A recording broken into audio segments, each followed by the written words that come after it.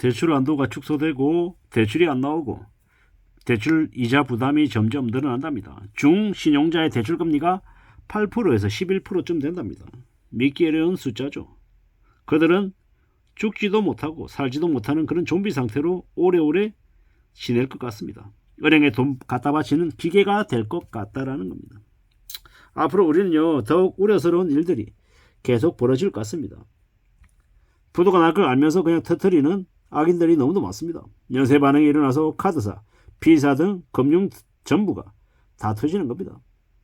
한참을 모니터링한 다음에 터뜨린 겁니다. 남의 돈으로 이때까지 지내온 겁니다. 누가 이걸 막는다고 할까요? 긴급 자금 등 전부 다 투여해서 정부에서 다 메워갈 것 같습니다. 사실상 IMF입니다. 망하게끔 놔둘 수 없는 거죠.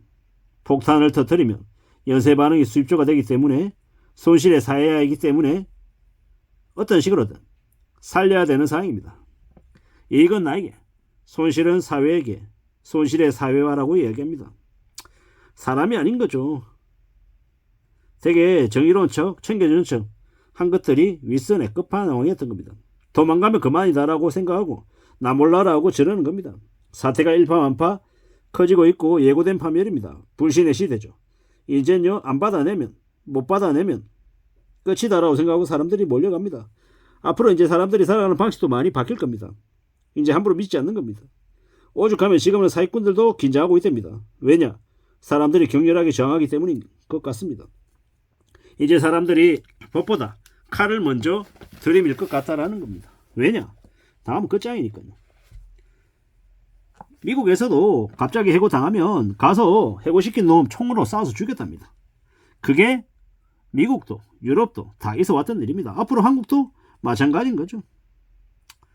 이제요, IMF 이후와 상황이 비슷해진다라고 합니다. 등산복 유행도 엄청 비슷하다네요. 노스페이스 등산복을 그 당시에 안 입으면 왕따 당할 정도였습니다. 중고등학교에요. 지금은 동탄에서 몽클레어 등산복 안 입고 다니면 애가 왕따 당한다고 얘기할 정도로 좀 비슷하다고 하네요. 근데 노스페이스는 10만원, 20만원이고 몽클레어는 100만원 훨씬 넘어가는 것 같은데 이게 뭔가 싶은 거죠. 뭐가 좀 잘못돼도 한참 잘못되어 가고 있는 것 같습니다. 앞으로 더 엄청난 충격들이 계속 벌어질 것 같다는 겁니다. 허영에 찌든 사람들이 늘어나고 자신들이 진짜 부자인지 가짜인지 모르고 그냥 탐욕에 젖어서 난리치는 것 같습니다. 누가 그런 얘기를 하더라고요. 강남에는 엄청난 창녀촌이 있다. 그리고 거기는 엄청난 돈 장사가 잘 된답니다. 연예 기획사도 많고 룸사롱도 많고 그렇답니다. 춤추고 노래하고 이제 그러는 거죠. 유흥과 창녀와 성공화국이 그곳이랍니다. 연예인 지망생이 200만 명이 넘는데 그들 중에 데뷔하고 성공하는 이는 1%, 2% 될까 말까 하죠. 나머지가 그 성산업으로 다 흘러간다는 겁니다. 참 씁쓸한 얘기입니다. 우리는 어떤 식으로든 스스로 살 길을 찾아야 됩니다. 주도적으로 살 생각을 하고 지내야 된다는 겁니다. 직장 다니다가 해고당하거나 월급이 안 나오면요, 멘탈이 나가는 거죠. 스스로 판단하고 결정하기가 매우 어렵습니다. 스스로 사고하고 행동하는 것에 책임지는 게 필요합니다. 세상이 역 같으면, 거지 같으면 분노하고 감정 표출할 줄도 알아야 됩니다. 무기력해지면 안 된다는 겁니다. 외로움과 두려움 등의 감정을 느끼면서 세상을 보는 눈을 가져야 되는 겁니다. 그러다 보면 또 성장한답니다. 분노하고 정오하고 화낼 줄 알아야 된다는 겁니다. 앞만 보고 달리는 생각 없는 인간이 돼서는 안 된다고 합니다. 스스로 뭔가를 하려고 애써야 되고요. 그래야 된다는 겁니다. 인문학적인 사고가 필요하다고 합니다. 삶은 단순하지 않죠. 복잡하죠. 사고하고 결정하는 건 상당히 외롭고 힘든 겁니다. 살아가는 삶에 철학이 있어야 됩니다. 그래야 살아갈 수 있답니다. 자기 처지보다 더 절약하고 아끼며 살아야 되는 겁니다. 그래야 안전하게 지낼 수 있는 겁니다.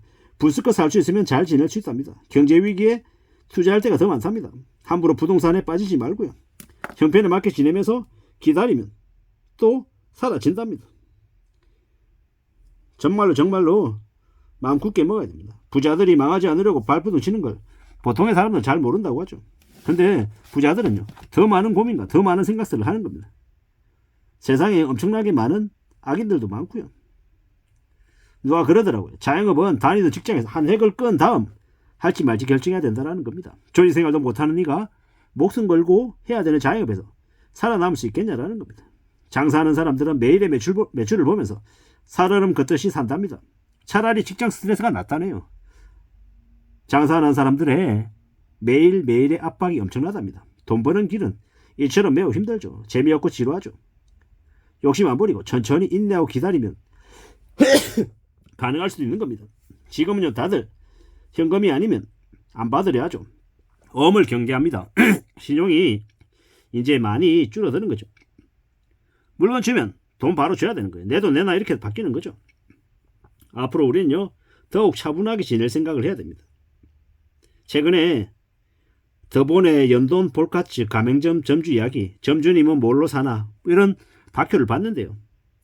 참 막막하더라고요. 월 매출이 900만 원이고 순수익이 50만 원이라는데 뭐 지점마다 마이너스인 곳은 더 많다고 하던데요. 참 황당하더라고요. 편의점도 마찬가지고요.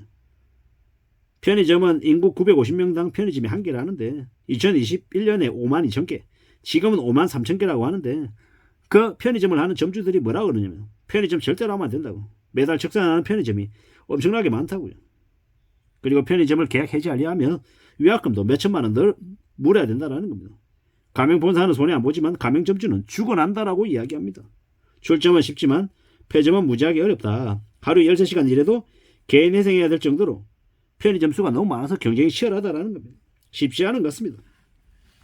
대한민국에서는 편의점 하면 인생이 끝장날 수 있다. 가족까지 다 삶이 엉망이 될 수 있다라고 이야기합니다. 이런 다큐를 보고 뉴스를 보면요. 걱정이 많이 됩니다. 내가 그럼 뭘 하지? 뭘 먹고 살 수 있을까라는 생각이 안 들 수 없는 거죠. 불편하지만 이게 현실입니다. 어떻게 살아야 될까? 저는 온라인을 통해서만 종사를 했기 때문에 온라인 MD가 아니면 온라인 셀러 뭐 이렇게 일을 하며 살 것 같은데요. 당장 서둘러서 뭔가 할 생각은 없고 좀 천천히 되돌아보면서 나를 좀 살펴야 될 것 같습니다. 물론 함부로 대출받아서 뭐 할 생각은 없고요. 돈은 최대한 안 들이고 내 몸을 좀 많이 움직여 살 수 있는 그런 것들을 좀 해야죠. 이래저래 잘 궁리하고 만들어 가야 될 것 같습니다.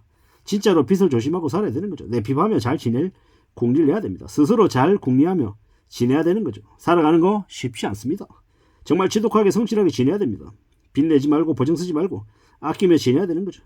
빚내고 공짜로 뭘 하려고 하는 놈들은 전부 다 큰 일을 겪게 돼 있습니다. 하늘에서 뚝 떨어지는 게 아니죠. 돈은 정신 바짝 차리고 살아야 됩니다. 개인에게 빚은 재앙입니다. 일본에서도 빚지고 연끌했다가 녹자 된 이들이 되게 많습니다. 허세 가오 부리다가 패가망신한 이들이 일본에도 한국에도 유럽에도 미국에도 너무도 많다라는 겁니다. 궁상맞게 사는 게 중요하고요. 하나하나 천천히 움직여야 되고 나가는 돈보다 버는 돈이 많으면 안정적일 수밖에 없다라는 겁니다. 부자는 습관이 만들어준다고 합니다. 무슨 일이 있을지 모르는데 어떻게 함부로 돈을 쓰냐라는 겁니다. 최대한 안전하게 살아갈 궁리를 하며 지내야 되겠습니다. 이상입니다.